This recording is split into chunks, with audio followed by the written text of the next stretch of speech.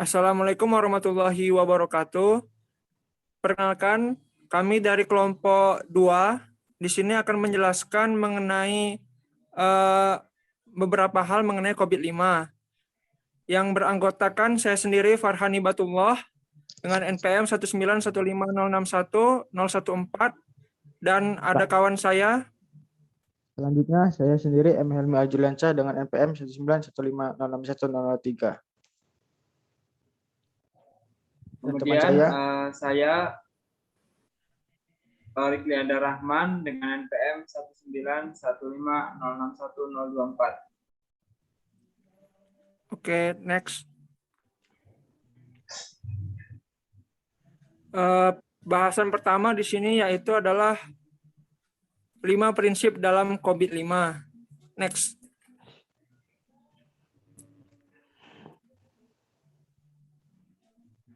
Pertama, meeting stakeholder needs atau memenuhi kebutuhan stakeholder.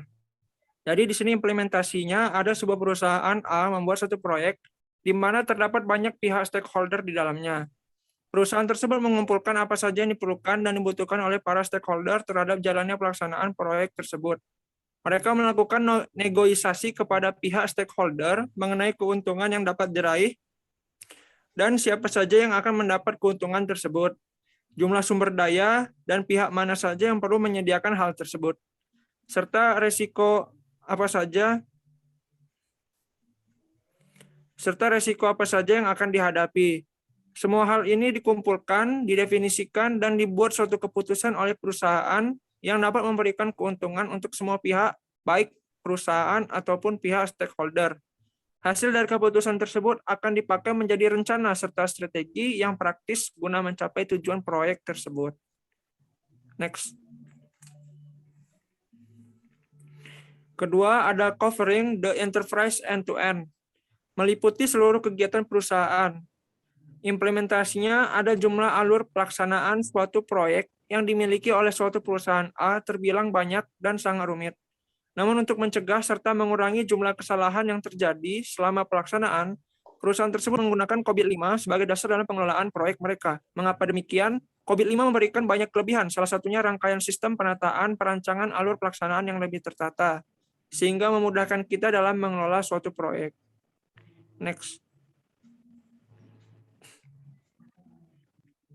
Ketiga, ada applying a single integrated framework. Menerapkan satu framework terpadu.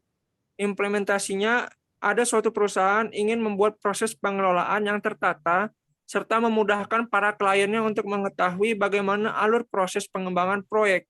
Kemudian perusahaan tersebut mengintegrasikan sistem COVID-5 dengan menggunakan satu framework tertentu yaitu ISO EIC 9000 yang membantu perusahaan tersebut untuk menyesuaikan dengan standar dan framework terbaru.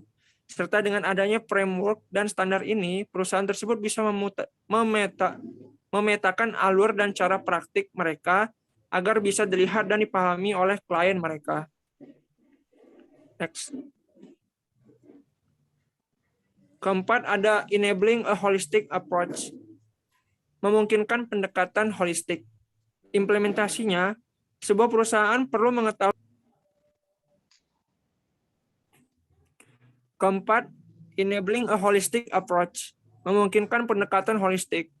Implementasinya, sebuah perusahaan perlu mengetahui apa saja enabler yang menjadi tonggak dari jalannya proses tata kelola dalam perusahaan tersebut.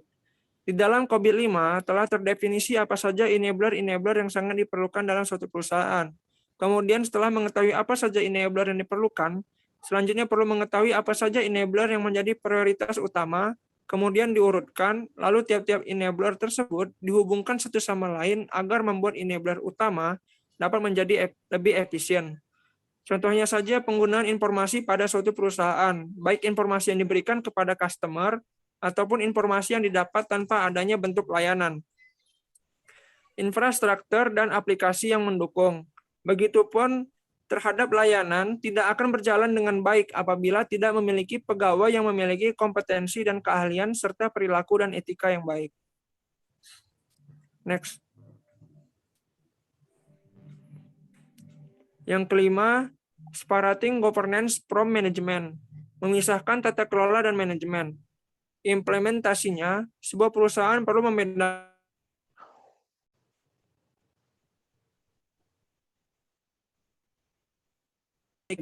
tata kelola dipegang oleh dewan direksi, sedangkan untuk manajemen sendiri dipegang oleh manajemen eksekutif. Di sini perusahaan harus membedakan mana saja aktivitas atau rangkaian kerja yang perlu dibedakan. Seperti tata kelola yang menyangkut kepada bagaimana suatu perusahaan merencanakan, membentuk suatu proyek dan menjalankannya. Sedangkan manajemen lebih condong ke arah pengawasan dan pengarahan. Next. Selanjutnya akan dijelaskan oleh Helmi. Kepada Helmi dipersilakan. Torik, silakan Torik. Oh ya, maksud saya Torik. Baiklah, untuk penjelasan yang selanjutnya yaitu tentang 7 enablers pada COVID-5. Adapun COVID dan enablers, COVID adalah kerangka kerja yang disusun secara komprehensif untuk membantu perusahaan menciptakan nilai optimal dari teknologi informasi dengan cara menjaga keseimbangan antara optimalisasi sumber daya dengan manfaat dan tujuan yang diharapkannya. Untuk dapat melaksanakan fungsinya dengan benar, COVID-5 membutuhkan enablers atau disebut juga faktor penggerak. Ada 7 penggerak di dalam COVID-5. Adapun untuk 7 penggerak tersebut, yang pertama yaitu Principles, Policies, and Framework. Prinsip kebijakan dan kerja. Ini merupakan enablers pertama dari COVID-5. Enablers ini berfungsi untuk merumuskan kebutuhan dan perilaku stakeholder menjadi panduan praktis yang akan digunakan di dalam kegiatan operasional perusahaan, khususnya pada sektor IT. Kemudian yang kedua ada proses. Proses sebagai enabler memiliki peran untuk memberikan rincian mengenai rangkaian kegiatan dan aktivitas praktis yang dilakukan untuk mencapai tujuan dari perusahaan. Untuk memberikan output atau hasil keluaran yang mendukung pencapaian dari bidang IT di dalam perusahaan. Ada 4 tahapan yang harus dipenuhi dalam menjabarkan sebuah proses dalam COVID-5 ini, yaitu yang pertama ada align, plan, and organize, yaitu bagaimana proses tersebut dirancang dan diatur. Kemudian ada build, acquire, and implement, itu bagaimana proses direalisasikan dan diimplementasikan. Kemudian ada deliver, service, and support, itu bagaimana caranya agar proses dapat berfungsi dalam mencapai tujuan organisasi. Terakhir ada monitor, evaluate, dan assess. Di situ bagaimana proses dapat dikontrol, dinilai, dan dilakukan evaluasi terhadap proses tersebut. Kemudian yang ketiga, organizational structure atau struktur organisasi. Itu menjadi kunci di dalam pengambilan keputusan di dalam organisasi. Keputusan yang dibuat juga harus memenuhi kebutuhan dan tujuan semua stakeholder, sehingga entitas tersebut bertanggung jawab terhadap keputusan-keputusan dan kebijakan yang dilakukan oleh perusahaan. Kemudian yang keempat ada culture, ethics, and behavior, yaitu budaya, etika, dan kebiasaan masing-masing. Kebiasaan tersebut bisa terjadi karena banyak faktor dan juga dapat bersifat pribadi ataupun organisasi. Beberapa nilai-nilai dari tujuan perusahaan hanya dapat dicapai dengan kebiasaan perusahaan yang baik. Oleh karena itu, dibutuhkan suatu standar untuk memberikan penilaian terhadap sebuah budaya, kebiasaan, dan etika. Terkadang faktor budaya, etika, dan kebiasaan ini sering dihiraukan, walaupun sebenarnya keberhasilan suatu program di dalam perusahaan sangat bergantung terhadap darinya. Kemudian yang kelima ada information. Informasi ini merupakan faktor yang sangat penting terhadap kegiatan bisnis di dalam suatu perusahaan. Karena informasi merupakan syarat untuk membuat pergerakan di dalam perusahaan seperti membuat keputusan, mengatasi masalah, dan lain sebagainya. Tanpa informasi, perusahaan akan salah dalam membuat keputusan yang tepat. Kerangka kerja COVID-5 mengatur arus dari perbedaan informasi yang ada di semua bagian pada organisasi yang digunakan oleh perusahaan. Kemudian yang keenam, service. Infrastruktur dan aplikasi termasuk infrastruktur, teknologi, dan aplikasi yang menyediakan layanan adalah objek-objek menjadi penggerak di dalam COVID-5. Objek-objek tersebut memberikan layanan terhadap proses teknologi dan informasi bagi perusahaan. Layanan tersebut merupakan penghubung antara pengguna IT dan proses IT yang telah dirancang sebelumnya. Sehingga apabila layanan tersebut tidak berfungsi dengan benar, maka tujuan IT perusahaan juga tidak akan tercapai. Kemudian yang terakhir ada people, skill, and competencies, yaitu keahlian dan kompetensi berhubungan dengan orang dan yang dibutuhkan untuk menjalankan semua aktivitas yang berhasil dan membuat keputusan yang tepat serta mengambil aksi-aksi perbaikan. Ketersediaan tenaga kerja juga merupakan tujuan yang harus dicapai pada bagian penggerak ini. Tenaga kerja harus terseleksi dengan baik sehingga dapat melaksanakan proses dan peran masing-masing sehingga pada akhirnya tujuan perusahaan dapat tercapai dengan efisien dan tepat pada sasaran. Kemudian yang selanjutnya akan dijelaskan oleh Saudara Helmi. Oke, di sini saya akan menjelaskan tentang framework tata kelola IT selain COVID dan contohnya. Jadi framework pada tata kelola IT ini selain COVID ada sekitar 10 sampai dengan 15, tapi saya di sini hanya menjelaskan 5 saja.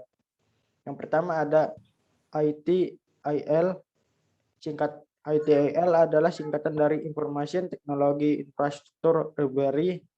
ITIL merupakan seperangkat guideline atau petunjuk dan best practice untuk kebutuhan IT server management atau ITSM atau manajemen layanan teknologi informasi atau MLTI. Contoh dari ITIL ini adalah mobile banking dan chat banking. Next.